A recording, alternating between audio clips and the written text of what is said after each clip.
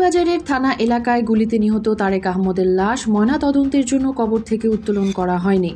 আদালতের নির্দেশ মেনে বৃহস্পতিবার কবর থেকে লাশ উত্তোলন করতে গেলে নিহত তারেক আহমদের পরিবার লাশ উত্তোলন করতে দেননি। দায়িত্বশীলরা শহীদ পরিবারের অনুরোধ মেনে বিষয়টি আদালতকে অবহিত করা হবে বলে জানান।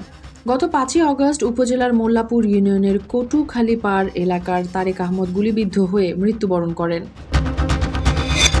জুলাই গণ অভ্যুত্থানে দায়িত্ব পালনকালে সাংবাদিক এটিএম তুরাবকে গুলি করে হত্যা মামলার এজাহারভুক্ত আসামি সিলেট মেট্রোপলিটন পুলিশের সাবেক অতিরিক্ত উপকমিশনার সাদেক কাউসার দস্তগীরকে শেরপুর থেকে গ্রেফতার করেছে পুলিশ ব্যুরো অফ ইনভেস্টিগেশন।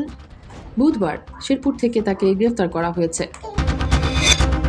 শীতার্ত মানুষের পাশে থাকি, মানবিক হৃদয় জাগ্রত রাখি, এই প্রতিপাদ্য বিষয়কে সামনে রেখে 54তম বিজয় দিবস উপলক্ষে ক্যাম্পাস কর্মচারীদের মাঝে শীত বস্ত্র উপহার পৌঁছে দিচ্ছে ইসলামী ছাত্র শিবির বিয়ানীবাজার সরকারি কলেজ শাখা।